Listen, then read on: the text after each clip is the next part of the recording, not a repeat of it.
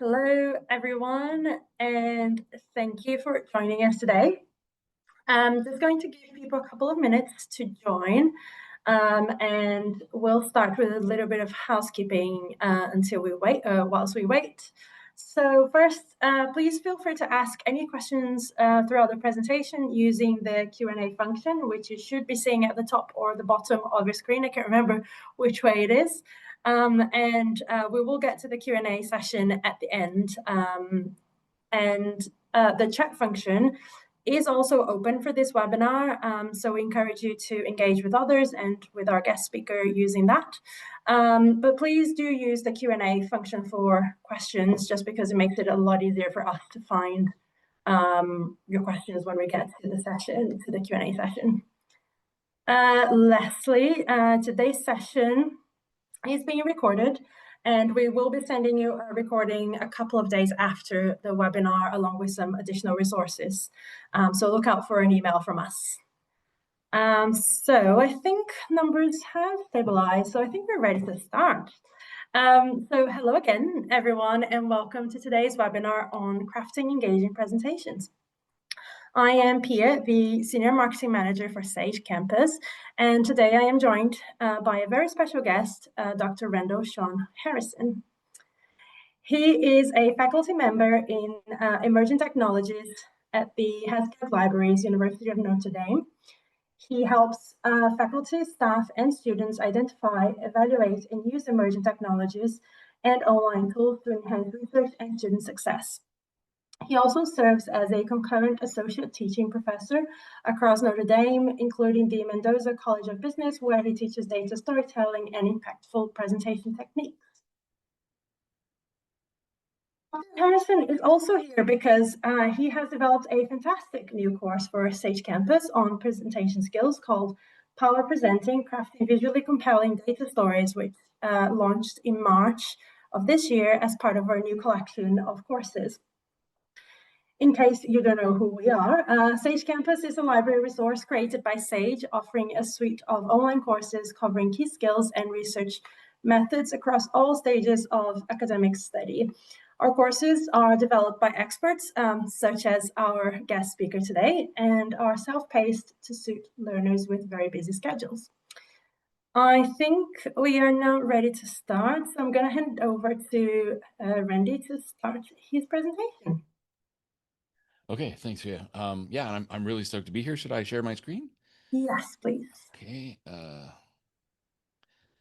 Hopefully everybody can see that at some point. Yes, we can see it.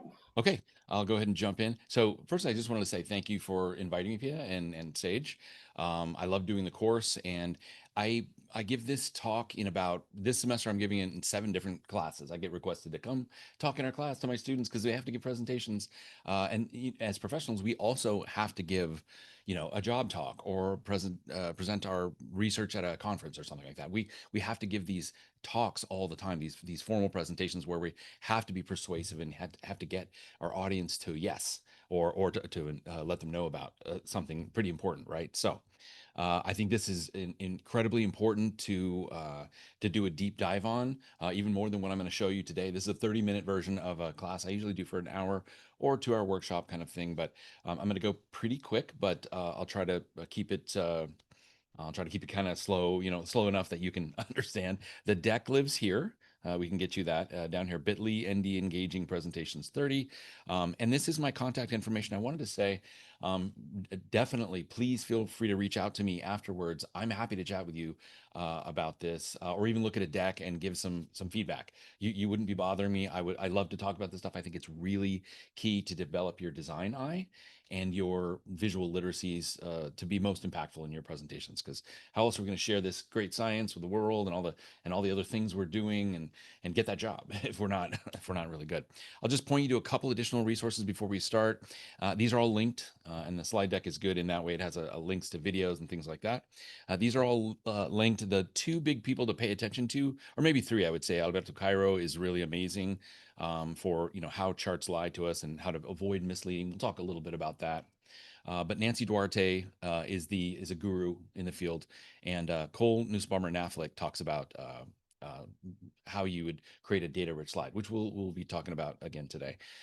And then, of course, the course that you just mentioned, Pia, thank you. And then I have a couple tools that I built. You're welcome to. These are just websites, basically, but they're interactive. And this one talks about creating a data-rich slide. What's a title? What's a subtitle? What's a takeaway? Where do you put them for maximum, effectiveness? And this one is just I use with my students for if they're creating a report, how to apply the Gestalt principles that we're going to be talking about today to just a report format. And so, yeah, those are just pages. There's no like sign up, there's no advertising or anything. It's just tools I built for instructional design. Okay, we're gonna jump in now. This is I'm gonna throw a lot of stuff at you. So we're gonna assess this in a second. So I want you to start thinking about it. There's a poll gonna pop up about whether you think this is a weak slide, a strong slide, or if you're not sure, maybe somewhere in the middle. But let's look at it. It is a slide by McKinsey and Company. They're a business consultancy. And so we've got some of the ingredients, right? We've got a title and a subtitle. This is tabular data with columnar headings, entry level all the way to C-suite executives, right? CFO, CEO, stuff like that. And so you're going down with all the columns. We've got a three-dimensional sort of this is one table and this is another table down here. So there's two tables sort of stacked one on top of each other, right? And then of course our takeaway over here, we've got some notes and everything. So I've been talking now for about what 25 seconds or something like that. So let's do the poll. And having looked at it, do you think 1 week, 2 not sure, strong would be here? I guess you don't need the numbers, right? But and maybe I'll go back so you can look at it. Weak, not sure, or strong. Okay, we have the poll is up. I can see people are answering. I think once I end the poll, you should be able to see the results. So I am going to just give it, I think everyone has answered now. So I'm going to end the poll and you should see the answers on your screen. Share results. Let's see. Okay. All right. Interesting. Yeah. It's I would argue, and everybody can see the results, right? 46% for meh, not sure, 21% strong. So 67%, right, said 2 to 3, right? I would say this is a very weak slide, and I'm going to explain why, right? Because it could just be my close this poll. It could just be my opinion, right? So let me ask you then, in assessing the slide, and this is what I typically do live in the classroom. All right, you had 20, 30 seconds, whatever it was. I talked through it. Name one insight that you, or just, think to yourself, name one insight or one claim. Or sometimes in business, we talk about actionable insight because we know this thing and we saw this thing on this slide. Now we know we have to put more money into this division or something like that. So that's a slide for taking action, actionable insight, right? As opposed to just an insight. So name one insight or think about it if you can. Most people, since I'm not seeing you guys live, most people say men and women there's a disproportionality there. Men find it much easier on the corporate to head up the corporate ladder, and women are disproportionately not, speeding up the corporate ladder. And they kind of pull that out of the thing. But there was a lot of data there. It's tabular data, right? So then I asked them, okay, give me a statistic to support that insight or claim. In the top of the table, there's a number 33, right? And they always say I saw 33. This is the first number that they saw. But as you're trying to read through the slide, there's so many different insights possible there, and you're in exploratory mode. You're in like trying to figure out as you're reading the slide.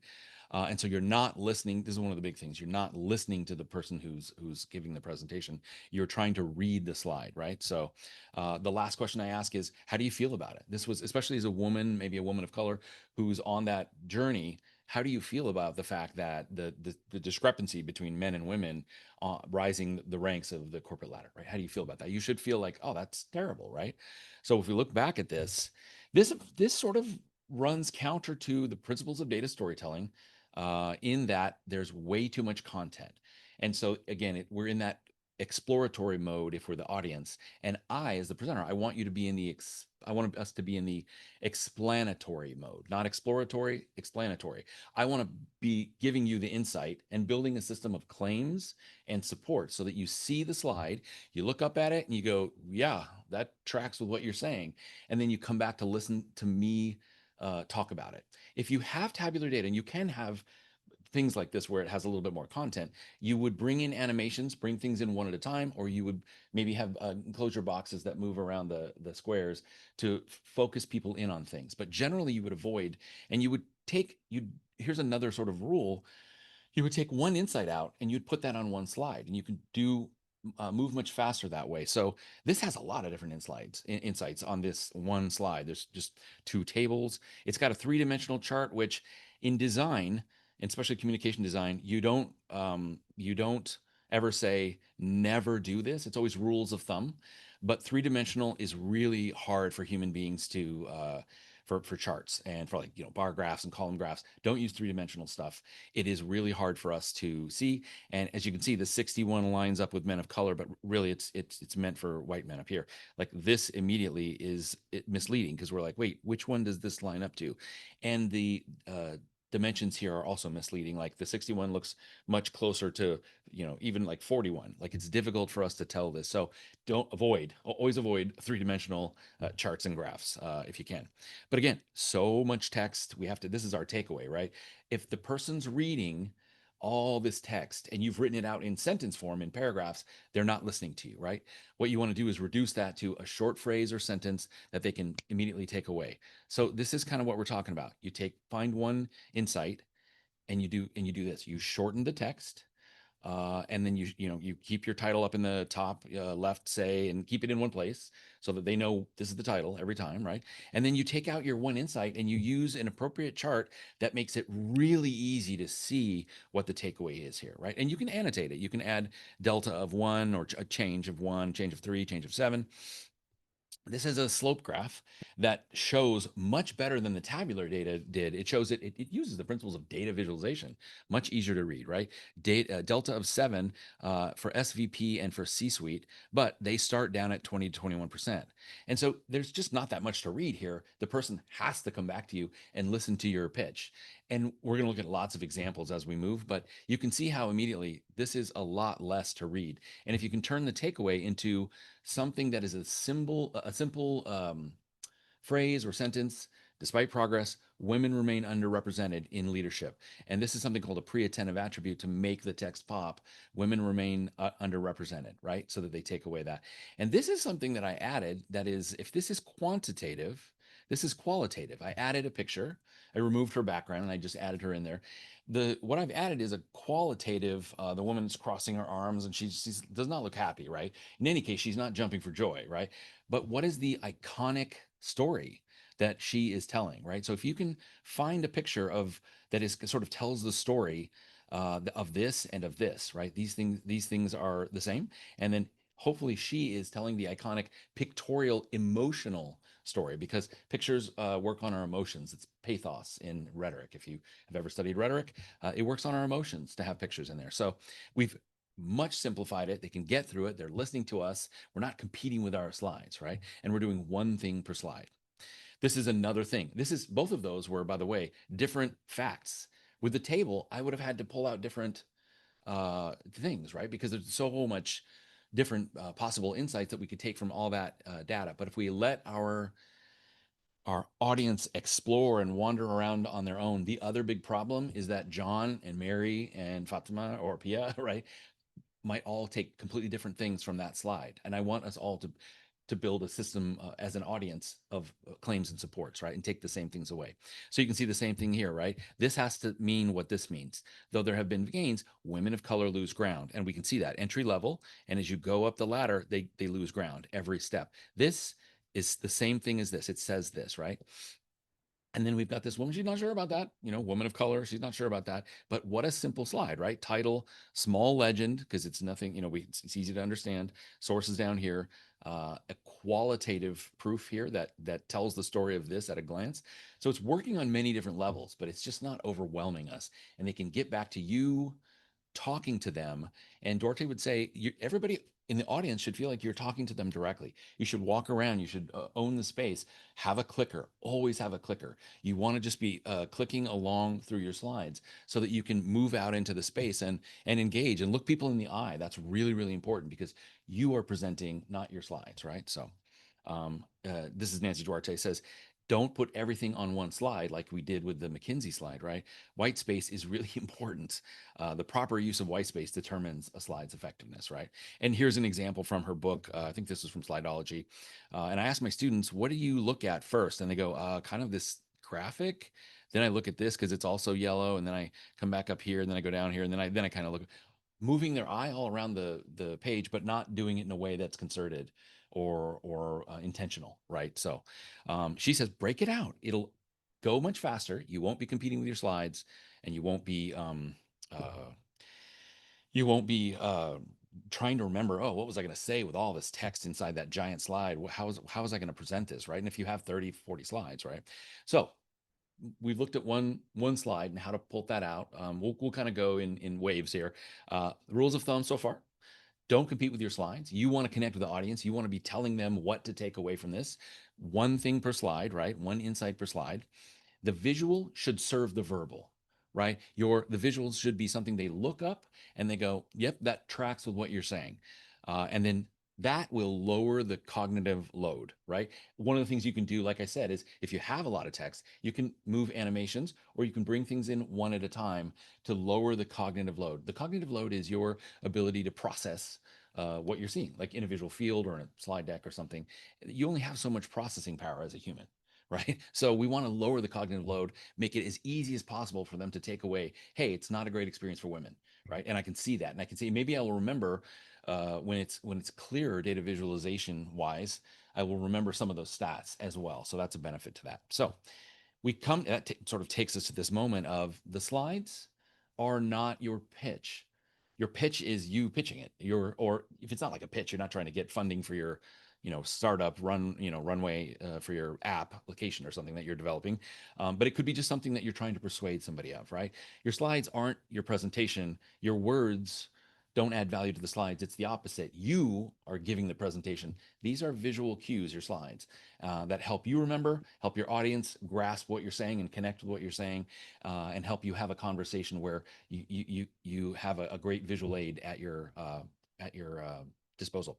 So I'm not going to play this, obviously, but this is a great video where he talks about extemporaneous speaking, which is not the same thing as um, impromptu speaking. If you ever took debate, they would give you a pencil and they would say, talk for 5 minutes about a pencil. And then you would have to go, pencils, what can you say about them? Yellow, long, not all yellow, some are orange, and you'd have to just make things up. That's impromptu speaking. Uh, Extemporaneous speaking is with and people just mess those up sometimes, is with cards, note cards, right? But you write short phrases, and when you look at the short phrase in your card, and then you know what you're going to say about it. Well, these slides are just extemporaneous speaking. It's just, but they benefit the audience because they're really beautifully designed. They're kind of flashy, cool. That's what it is. It's a form of extemporaneous speaking with your note cards up on the screen so that everybody can see it because it's visually designed and understand it with charts and data and things like that. So I would watch this video. I think he really explains it well. And then just think about how your presentations are forms of extemporaneous speaking. So let's cover a couple principles to help build your, like I said, your design eye. That's an eye, right? Your design eye. It's like maybe a secret eye right here, right? Gestalt comes out of the 20th century. It's a form of cognitive psychology, or a subfield of cognitive psychology. It's about visual perception, how you make sense of elements in a visual field. And when I do this with students, I say, which one is Nessie or the Loch Ness Monster or sea serpent? They say D. And I say, why? And they go, because he's going through the water. And I say, where's the water? And they go, right there. And I said, there's no water there, right? So, but what your brain does is, in a visual field, your brain will make you make patterns and make you make sense of things. And so this is called closure. This principle that we close the loop here, and we just assume, yeah, that this closes. And when I say, which is the snake climbing the pole? This one, right? And so they say, oh, this is the pole, right? And I'm like, well, it's negative space. Actually, it's something where it's a space where something isn't, right? But negative space is a form of white space where it becomes a something.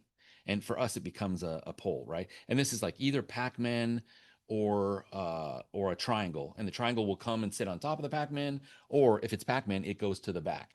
That's something called figure ground. We'll talk about all these in just a second. Let's do this really quick.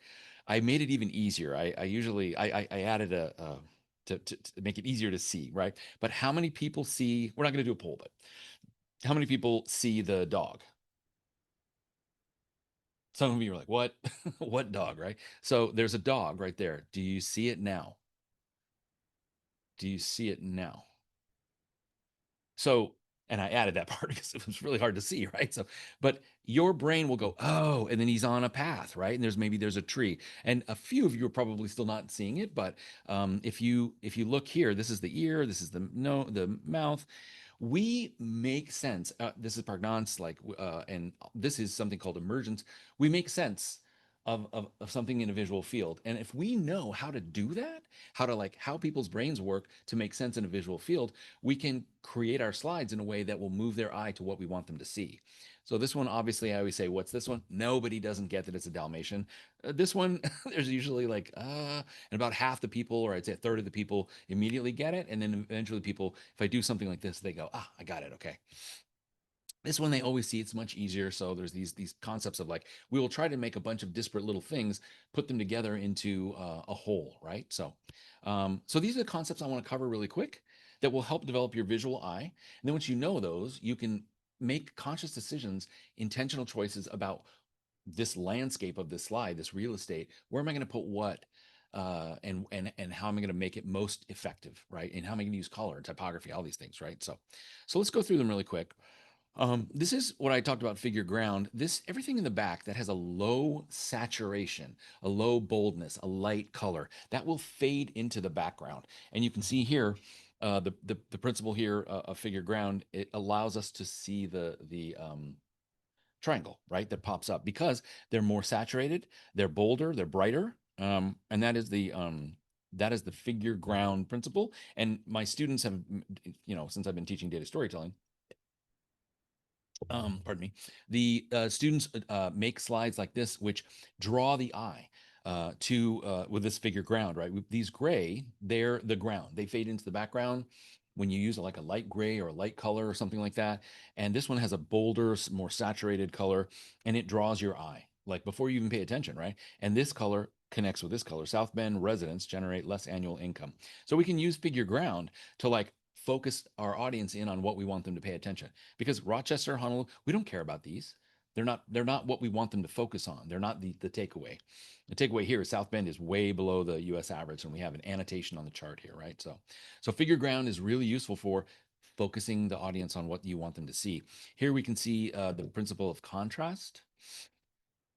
Contrast is, we see the contrast between this gray and this orange and this blue. But I'll have you notice something. Again, these are my student slides, right? This gray that they used is the same saturation as this. Whereas here, they fade into the background because they're very light. This almost looks like just a different color, right? This is the same level of saturation too. So to make them not focus or encourage them not to focus on Rochester and Lafayette, you'd want to make these really light gray, right? And then the ones that would be highly contrastive to really stand out are the orange and the blue. All of the principles behind data storytelling really work on this idea of continuity and discontinuity. And the way that I say this in class is kind of weird, but I'll start talking and then I'll be saying a set and then I'll go, and then students are like, well, what happened? And I'll just pause in the middle of a word or something. I'll go, what happened just there? Oh, that was really weird, right? And I'm like, that's discontinuity. Like it totally like grabbed your attention that I just stopped in the middle of a word. Nobody does that. Christopher Walken maybe, but and nobody else does that, right? So this connecting these with blue connect to each other, and the orange connects to each other. But these guys really need to fade in the background so that we can focus on the blue and the orange, and they have a nice contrast there. But the level of saturation, we need to use that figure ground as well. Another way to really pop off the typographic hierarchy is text, typographic textual stuff, right? So this is from like 1881, Punch's Almanac, 1881. Just with text, they've been able to break out the sections. They do have enclosure here. They put a box around this one. There's like a line up here, but most of it is just text. And in using different typefaces, this is a typeface, by the way. A typeface is like Times New Roman. That's a typeface.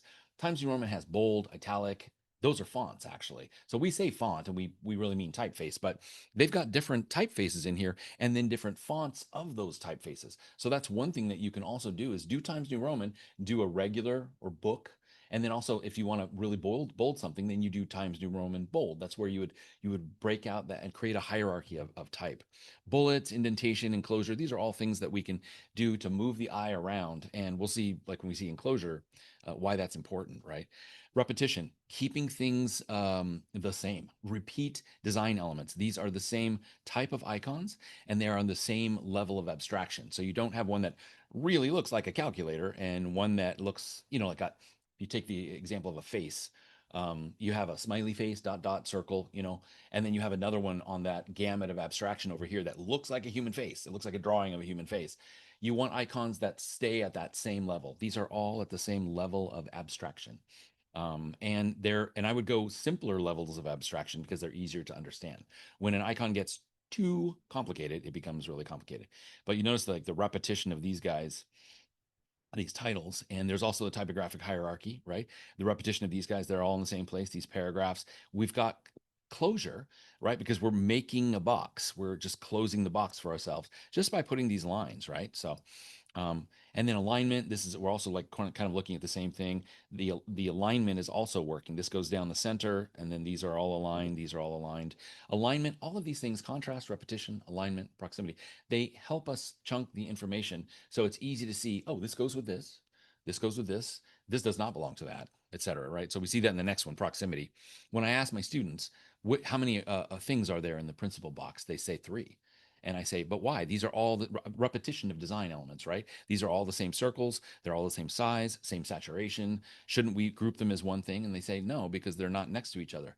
Yeah, things that are closer have a stronger relationship, and things that are farther apart, the relationship would be weaker. We recognize these as circles, but because this is farther from this than this is to this, we know that it's a different thing, right? So in this contrast, repetition, alignment, and proximity, sometimes if I use bright colors here, and I made this blue and this is gray, you might say, oh, well, there's 2. You might have a different opinion, right? So these different things override, these different principles override each other, right? So here, proximity is overriding repetition of design elements, right? And you can see that this is closer to this, so it belongs to this paragraph as a header than it does to this one. And it's a nice way to chunk our information, right? And this is that closure, right? We see this as a box. We don't see it as like a weird fish hook and then some 2 dots, right? We see it as a thing. Our brain makes us see it as a thing, right? So, and using enclosure, you can, like for example, and if we change this to dotted lines, you can make things you can separate them out, right? Make things into 2. Here we have current, and then this is projected, right? So, and the gap is predicted to increase, and that's this brick red color, which is on this line, and this one is gray because we're not worried about USA broadly. We want them to focus in on South Bend, so we use that figure ground, make this gray, and make this the line that we want them to pay attention to. White and negative space, and I keep using these over here. It's a really good example is a works cited page. Works cited pages, we don't have anything but italics. You can't use anything but italics. Can't have a typographic hierarchy really beyond that. And so how we know when we look at a works cited page is the indentation, right? The first line is outdented and then they go in. So that's how we chunk the information just with proximity and white and negative space. Where something isn't is part of it, right? And so here we close this and that becomes negative space. That's the face, right? We know this isn't part of the bear up here, right? So just knowing kind of how the brain works, we can set things up with charts. And here's a good example, just giving a little bit of space over here. And I also want to raise this as I always tell students, you can use bullet points for everything if you want, but there's other ways to do bullet points. You can put lines between things, little dotted lines that are a light gray that are kind of subtle. You can do things other than just bullet points or bullet points that are stars or spaceships or something like that. There's other things than bullet points and ways of setting things out. So all right, let's test this concept that I'm going to tell you. It's probably the most important concept I think. It's called pre-attentive attribute. So count how many times you see, and I won't go the whole time, but imagine counting how many times you see the first pre-attentive attribute. Here, oh, there's one. Okay, but you'd have to go serially through all the way through, right? And so if we use a pre-attentive attribute, which is to say something that allows us to see something without really paying before we really pay attention. That's a pre-attentive attribute, and it's incredibly powerful. This is a figure ground relationship because we've created a pre-attentive attribute. Before we even pay attention, we see the bright color and we're like, oh, what is that? What is that? Right? Okay. And then we connect this color, repetition of design elements. We connect this color with this color. And then of course we also have simplified the slide. This is a great, very simple slide, but we'll get to that. Ways that you can create a pre-attentive attribute is, length, width, all these different things, right? And so there's more here if you want to look more at pre-attentive attributes, but it's anything that before you pay attention, pre-attentive, it pops out to you, right? So how can we do that? All right, I just gave you a massive crash course, bang, on Gestalt theory. There's way more to Gestalt. I didn't exhaust it. It's a deep, deep well, right? But that's, I think, 8 concepts that if you start to look for those, and we'll use those to examine slides next. Your design eye will start to get you. I can't look at slides when I'm in a presentation and not go, okay. And sometimes I'll be taking a picture of a slide and the person's probably giving the presentation and they're like, that's awesome. That guy really likes my slide or he wants the information. And I'm like, I'm going to use this in a course and I'm going to tell people not to do it this way. So, but I'll remove their name. So, anyway, how do you use all this stuff? How do you improve your slides? Okay. The cutting the text thing, people will tell you this all the time. But I taught composition for a number of years, like some 15 years or something like that, college writing.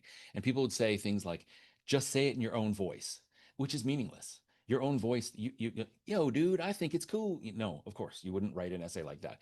They don't mean your own voice. They mean the discourse or the ways of seeing and the ways of phrasing things of a particular field. If they said to a doctor, say it in your own voice, no, that doesn't make any sense. Say it in medical discourse. Oh, he didn't have a heart attack. He had a myocardial infarction, right? And this is your collarbone? No, that's popular parlance. So it's not like just cut the text because you're like, what text do I cut, right? This is a slide that I got. It was an Adobe slide, and I love Adobe, so I'm not trying to harsh on Adobe or McKinsey, right? They're good people, good people. But this slide could use some help, right?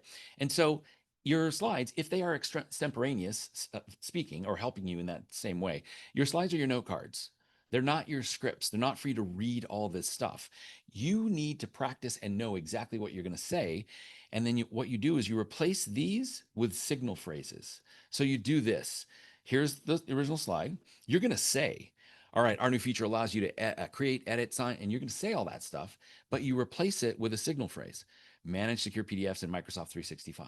That allows you to seem like an expert, and you're not just reading a slide to them because anybody can read a slide to them. If you want to elevate your ethos or your apparent character to them, what you seem like as a person, if you want to elevate that, you need to seem like an expert. And to do that, you put these signal phrases. And then when you see the signal phrase, you know exactly what you're going to say about it. And it doesn't overwhelm the audience. They can look up, read the signal phrase, and they are more likely to remember a few signal phrases than these giant sentences, 2-line sentences, etc. So you replace your text as you would with extemporaneous cards, right? You replace your text with the signal phrases on your cards, and then it's as if you were looking at your cards, but you're really looking up at your slide. You don't have to read to them, and then you display this on the slide. All right, we're going to talk about securing your PDFs in Microsoft 365 because until 2 months ago, you had to buy extensions, expensive extensions that would allow you to do this. Adobe has completely redesigned this. That's what you say. And it allows you to talk to your audience and connect and say additional things and pitch to them, right? But that's what they see. And they will remember this shorter list much more easily than all the different things, right? You have to, though, practice and know the 3 or 4 things or 2 things or whatever, the thing you're going to say about it, right? And another thing that we fixed is our UX across devices. Our user experience was always confusing, and you see what I mean? It's giving you a chance to weigh in as an expert, right? And we've replaced that, and now it's completely we've increased blah blah blah by 800%. And so you go through your slides, and you're having a conversation with them with some visual aids. That is that'll make 80% of your slides where you just jam all your stuff onto the slide and try to read it to them as a script. It'll make a lot of them better. But what does it require? It requires that you are the type of person that will be able to address them and walk out. But that's the art of presenting. It's not, well, what if I'm the type of person that just wants to stand behind the podium? You should give that presentation job to somebody else in your department who's really good at presenting. You're not maybe made for that, or you should practice. You should join Toastmasters or something. There's ways to get better at this, but the job of a presenter is to present. Imagine somebody at the Emmys and they're like, I don't know, I don't know. That you got to get somebody up there funny and who's gonna. And in every presentation, you should be able to run the room. You don't have to be a comedian, but you should be able to run the room and have a conversation with the audience.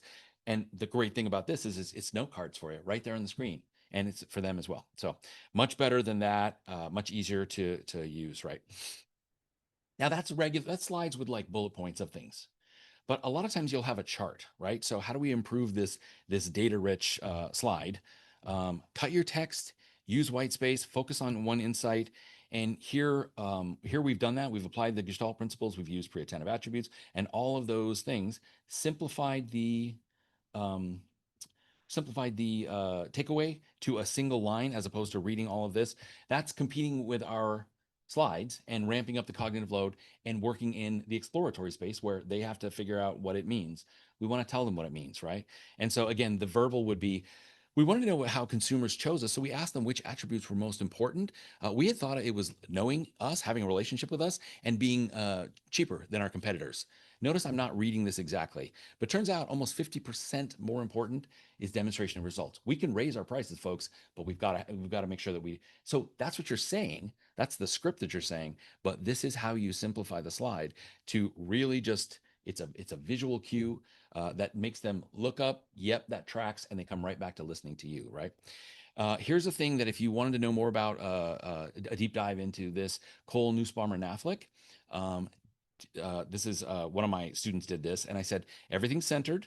You've got a legend, you've got all that stuff. Remove this stuff. She talks a lot about this stuff. Remove things you don't need. It says market share of leading TTRPGs from the years. So you don't need the y-axis, you don't need the x-axis. That's clear. And then what you could do is use figure ground and make these gray. Don't ignore these because he got these wrong, but make these gray and then make the one that you want them to focus on saturated, brightly saturated. It could be blue, it could be orange, doesn't matter, right? So that they really pay attention to that. And then there's your simple takeaway. This is so much easier to read and so much less cognitive load, right? So the last thing I was going to say with these slides, and then we'll look at some slides and how to fix them really quick, is avoid misleading. So these Stephen Few, Alberto Cairo, really good at, they have whole books and books on this stuff. This is the same chart. But this one there's a fallacy there. It's called truncated y-axis. This starts at 94 million and it goes to 108. That is not, you don't do that because it skews the data and it makes it look like, oh, there's been a crazy ramp up. You have to start at zero. Unless you're going to negatives, that's a different kind of chart. But you have to start at zero. And that's what the rise actually looks like. So just be careful. These are great books on avoiding misleading data. So, all right, let's look at a couple slides. And then I'll talk about slide docs really quick and data storytelling, and then we'll be good for questions. This one, and this is all in the course, but this is two things, right? Do one thing per slide. So we'll take this one and we'll take this stuff over here. And I'm going to go kind of quick here, but you can go back and watch the recording or you can contact me or whatever. But can you see how I've used all the things we talked about? Pre-attentive attribute to make this pop. Qualitative, she's saying the story of this. 1, 2, 3, very simple text, not whole paragraphs, signal phrases, right? And this one, instead of having, these whole long sentences, I did white on the top, blue on the bottom, white on the top, blue on the bottom. And then the numbers here, 2x, 2x, 3. These are easier to remember because we've spaced them out in ways that we've chunked the information in ways that use all of these principles to really help us see the data. And then, of course, you would bring these in one at a time. You'd go 2x, click, 2x, click, and you would talk through each of those as they would come in, right? This is another one from the course, obviously. Two things here, right? We've got a general here. We've got a general here. And what we're doing is, this is women in the workplace is a multi. Instead of doing that, let's simplify that to signal phrases, right? And short phrases, the largest comprehensive study. And for the second one, all of this, we can simplify these as well with something like this, right? Allows us to bring this in and we can see it a little bit better. That's what we want, because we're going to talk through and say the script of what we're going to say. Did you know that we have 333 participating companies? Click, 12 million comes in, right? Employee participants, click, and then the next one comes in, and you bring them in one at a time with animation. So these are just some ones that my students did. I asked them to put these together. Again, this ramps up the cognitive load. I have to put this with this, then I have to come down here, and this is long text. And so I showed them, listen, you could do it this way, and I gave them a little video on that. Simplified signal phrases, use a big icon for easy remembrance, right? Or my student came up with it. I fixed this a little bit, but he came up with this. And I think that's great, right? Because you bring it in one at a time, right? You have a qualitative. Don't have to have qualitative on every slide, obviously, but certain ones, right? And then bringing these in one at a time. And you would say, all right, we're going to have to do strategic M&A because we blah, blah, blah, blah. And then also we want to do opera. And then you would talk through this, and then you would do the next one. When you bring things in one at a time, it reduces the cognitive load, because they don't, if you gave them all of this, now I have to read all of this. But if you just bring it in one at a time, we're focusing on the latest one, and it's much easier. So really quickly, but now I can't leave my slides with my client. I don't know how many people, doing a poll, I would ask how many people have been told, leave a copy of your slides with your client. Now I am doing that here today. I'm giving you a copy of my slides, but it's instructional. It's not like a big data heavy, financial accounting, slide deck or something. So there's a lot of links that I want to. This is really more instructional. So there's, again, rules of thumb, not hard and fast rules. But typically, if you're going to do something like that, Duarte has an entire 146 page slide doc book. There's something she's developed called the slide doc, which is a 4x3, basically a presentation, but she takes all the text that the whole sentences and everything that she pulled out, and she puts that back in, and she joins that up with the visuals, and that's your leave behind or your send ahead. It's basically a small booklet. This is done by a graphic designer. If you don't have something like that, there's another way to do that. There's a simpler way to do that. Just by having your slide and then putting some stuff in the notes, you could definitely do that. But this is the slide doc, and it's the missing link. So your slides should not work if you're not in the room, because you've simplified them enough that you should be in the room to present them, right? So this could be like a lo-fi slide doc. You could just have a slide deck where, and then they could print this or whatever, where you have a copy of your slide, and then maybe you have some stuff in here that kind of walks them through it. Maybe better graphic design than that, right? This is a good example of how you would do that, right? So here's a slide. Again, we're bringing things in, very repetition, right, of the design elements. And this is the slide doc. This is a slide doc. If you want to leave something behind or send it ahead, you can do something like this, where 5.8% is our client's average click-through rate, significantly above that's whole sentences. But here, signal phrases, right? So that they can process it more quickly. And this is too much to read. We're doing way more than one thing here. But for a slide doc, it's great. It's a really nice design, right? Okay, lastly then, the storytelling, right? I know we're going kind of quick, but storytelling, you've built your slides, but how do we put them together in sort of an order that fits, and that is really impactful and that grabs people? Use the principles in Duarte and Cole, Nussbaum, and Affleck's books. Our brain, it's basically this: our brains are wired for stories. Your brains will, if I start with a problem, ladies and gentlemen, I'm the CFO. Let's say I'm the chief financial officer. Ladies and gentlemen, I don't want to sugarcoat this. The pensions are gone within 6 months. If I said that, this is the first thing I said. Oh my gosh, everybody would be on the edge of their seats, right? So if you start with a problem, and it doesn't have to be that aggressive, but if you start with a problem, people will be hooked. And then you get them to, and then he says something like, but we can fix this. I know we can fix this. I have a 5-point plan. I need your help though. The way that we do that is this. And then he walks us through, or she walks us through how to, solve this problem. So flooding their brains with these hormones, cortisol and oxytocin, help them. Oh my gosh, there's a problem. Okay, I need to get involved with this. I care about this, right? Or I care about a person, right? So go here and I'm not going to do this now, but go here, and I have a little essay, and you can watch the commercial. But what you'll notice about the Google commercial is it's telling the story of the user of their products being a hero, using their products to do something awesome. So the key here is that, and I'm going to talk about this in a second. The key here is, let me do this. Yeah, the audience is the hero, right? You want the audience to be, hey guys, I'm going to tell you about something, and if you do this, it'll be awesome. You're giving them something uh, to hold on to where they must take action. We need you to take action, right? And so you as the presenter are not the hero. I'm awesome. I made this. I'm so great.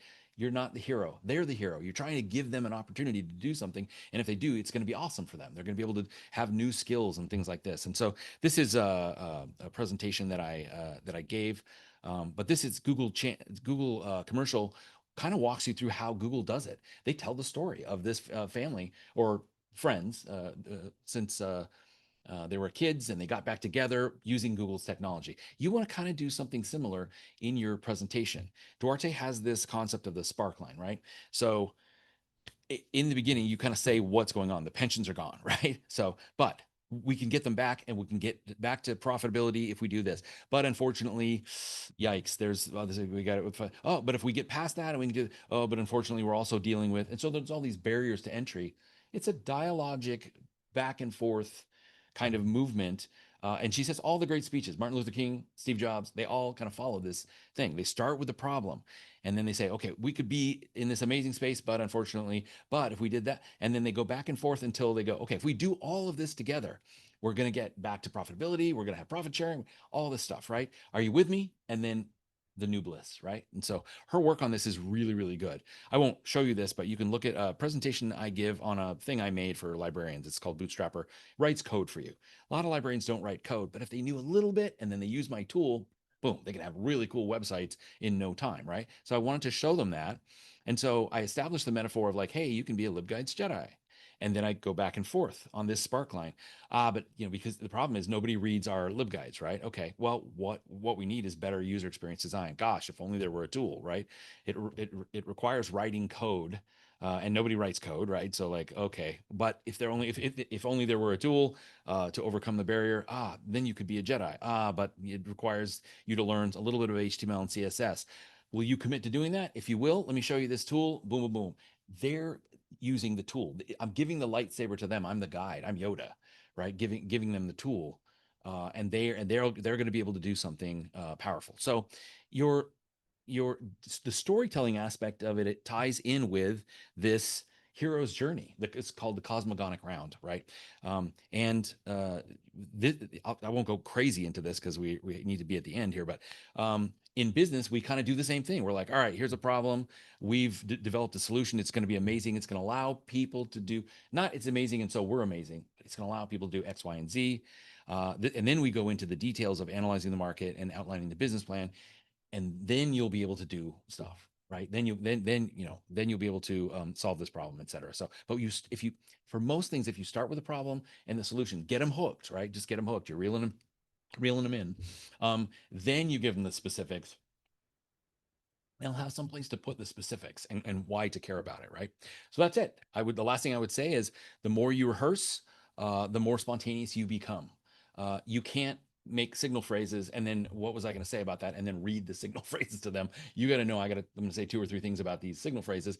Practice it so much that you're fluid. When you see that phrase, you know that you can riff. You can not riff, but I mean you can say the things you want to say about it. So that's the part where rehearsal comes in. So that's it. That was the fast version of it. Um, I hope that was fast enough, but now I guess we can do questions. Yes, thank you so much. There's just so much information and well done on getting through all of that. Yeah. And yes, we do have questions. So I don't know if you'd like to maybe stop sharing your screen so then we can see you Yeah. a little better on the Yeah. screen. That's great. Thank you. Okay, so we've had some questions sent to us before the webinar through the registration form, but we also have a few here. So I'll start with the ones that are on the Q&A.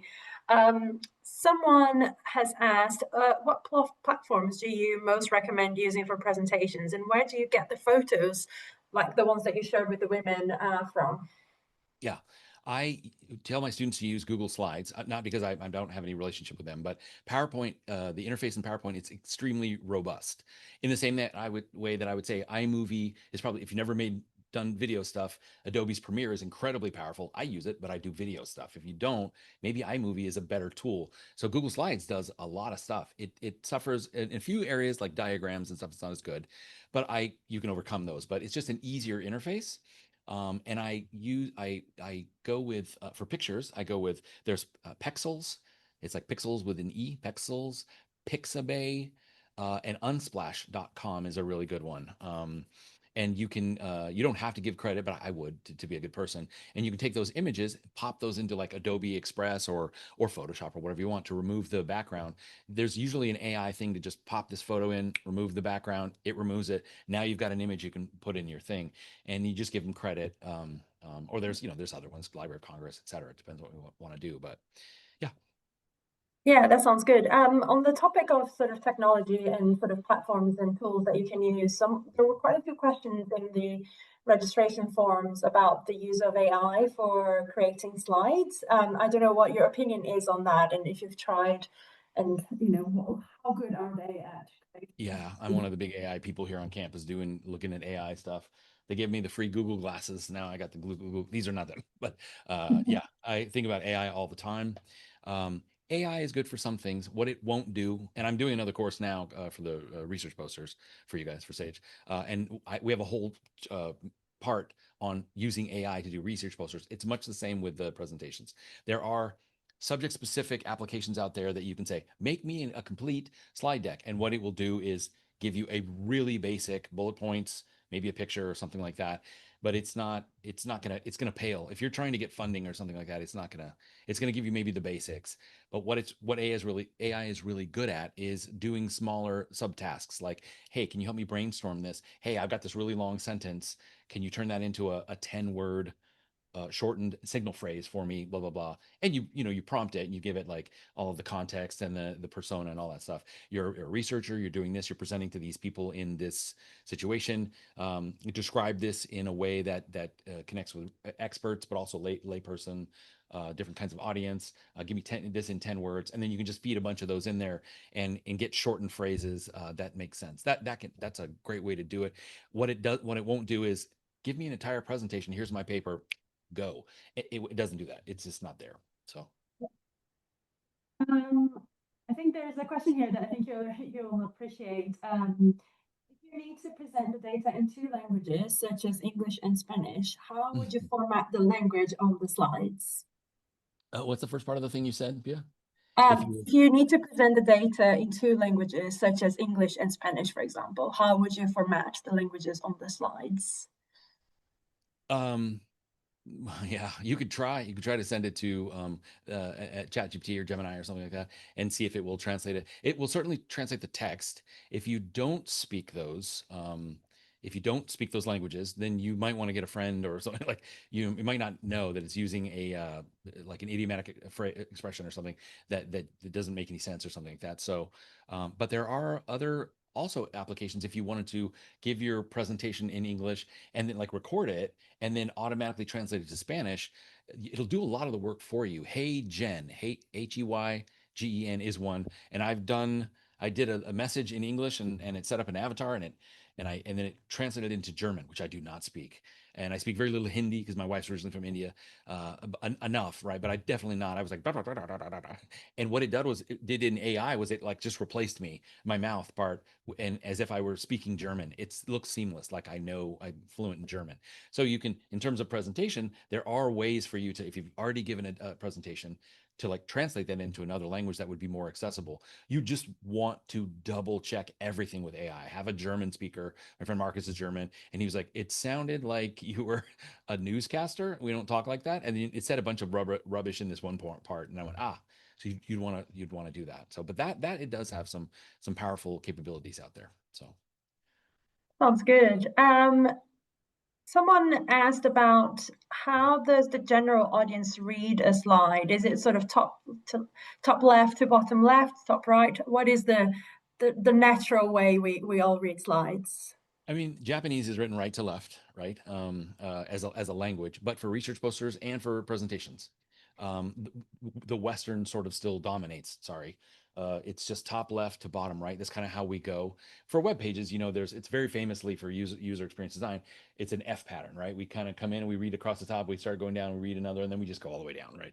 It's just an F pattern that when we're looking at a web page for slide decks, we top left, we look at the title. But if you do the title colored and then you do the subtitle a little bit smaller, a little typographic hierarchy, and then you have your chart and then the takeaway, they're right next to each other. And then you have the sources down here, but that's ancillary information. We're not going to read it per se.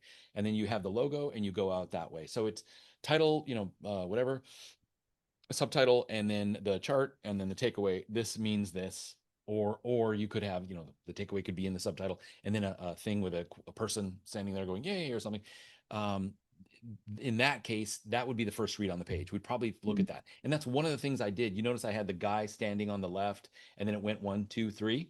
He put it on the right. I'm like, we don't come in on the right. Put it on the left with the quote. So we do that, and then we go immediately to the first one. We go 1, 2, 3, and we're out.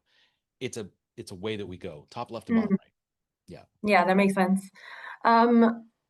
On the registration form, someone asked what advice you would give to students about creating and delivering online presentations versus face-to-face presentations. That question, I saw that question, I think, previously. Read it again, would you? Is it? What advice you would give to students about creating and delivering online versus face-to-face presentations? What is the key things to consider when you're depending on the method of delivery? I would, when I do stuff like on my bootstrapper thing that I made, I have a whole bunch of Loom videos that I recorded. My face is in the bottom right, and I'm just clicking along. It's not a presentation. I'm just clicking along, giving like a tutorial, right? If you have a presentation where you have a formal slide deck, and you visually designed it well, then that's a different kind of moment, right? I think giving presentations yeah, I mean, it depends. If it's for instructional stuff, I usually am a little bit more free. I know exactly what I want to say, and I practice it. And I usually do it a couple times before I have the final one. But yeah, I just need a little bit more context, whether it was for instructional purposes or whatever. But I think yeah, if you're going to a conference and you can't make it and you want to give your presentation, yeah, this was a challenge because it's like it's something I do and I spread out and I enact, I walk around the thing, but to do it as a webinar, I'm still using the same deck. I just had to shorten it and we had to change some things, right? So I don't know if that answered the person's question, but they can reach out to me. I'm happy to chat with them about it. Sounds good. I think we have time for a couple more questions. How do you approach reframing your story depending on your audience? Sorry, say it again. It was a little. Sorry, can you hear me? Yeah, it just was garbled for a second. I see. How do you approach reframing your story depending on your audience? Oh, totally. It's audience first. It's always audience first. And Duarte recommends if you're going to give a big presentation where this is like mission critical, you really got to get that funding or something like that. You should know who's in the room. Like if you're giving it to C-suite executives, you know who they all are and what they're why they're there. What are they? You don't have to like call their house and go, "Hi, I'm Bob, and I'm with," and like secretly track them down. But get on their LinkedIn page and look up who they are. Know what they focus on. This person really focuses on accounting and the issues of blah blah. Okay, cool. They're interested in this. They have the skill set. Knowing your audience, you can't always know everybody, but you should know, are my audience experts in this? If I'm sitting in a room and I'm trying to persuade the people and they're all engineers, then I can talk more technically. I can talk about big O notation and stuff for computer science. If it's people who don't know that and they're not engineers, well, then I have to adjust. And so every presentation, you'd have to completely adjust it. It's based on your audience and it's trying to persuade them to think, feel, and act in the world in a certain way. And you can't do that unless you really know something about your audience. Yeah, good question. Yeah, that sounds good. How long would you recommend the storytelling to be in a 20 minutes presentation? Your presentation is the storytelling. Data storytelling is about giving a presentation in which you are walking them through or guiding them through, I would say, a process whereby they come to understand there's a problem and there's a solution, and that their job, they have to walk away thinking, I have to do something. This is pet rescue. A lot of pets are dying. Cats are dying because of diabetes. We don't have a good injection model. I need to do something. But what I can do is, because I was told, by the presenter. What I can do is these things. I can contribute, I can donate, I can whatever. And so they should walk away with, I know what I'm supposed to do. The storytelling aspect is you being the guide from the beginning and approaching it that way, not as like, we have this amazing product, it's awesome, but like starting it with the problem. And hey, how many of you are cat owners out there? How many of you have ever had a cat? Okay. Well, a lot of people have to kill their cat. This was one of our esteemed students, have to kill their cat or put their cat down because they can't give them a daily insulin injection. The cat will attack them. And it's their cat, their pet, but they, so, whoa. And once you do that, it's like, oh, you've reframed it. That's the whole presentation is the storytelling. You've reframed it as, this is a terrible problem. Oh my gosh, killing cats. I love cats. Okay, now you got them, right? Now you, maybe some of the people in the room you don't have, but it's an animal. Like you could show them a picture of a cat and oh, well, I mean, it's a sweet, I'm not into cats, but like nobody wants that to die, so things like that. It's all the data storytelling, right? It's not, some of it's data storytelling. It's all part of the whole thinking about it as a way to grab your audience and persuade them that way. Yeah, that sounds good. I'm afraid we are at time. That you've managed to answer most of the questions, so that's really good. I saw there were a couple of questions about the resources that were mentioned and that were included in the slides. You'll be able to see all of those. We will share the slides with you, and then you'll be able to click on them and see all the lovely resources that Randy has included for you. And I think, yeah, we are at time. So thank you so much, Randy, for this really insightful presentation. I know that there's so much to share on this topic, so you've done a fantastic I'm job. sorry I went so fast, but yeah, I'm pleased to be here. Thank you so much for offering me this opportunity. And thank you for being here. And thanks everyone for engaging with us, for coming to watch us. And we hope you have a lovely rest of your day. And we hope to see you in the next webinar. Thank you. Bye. Thanks, everybody.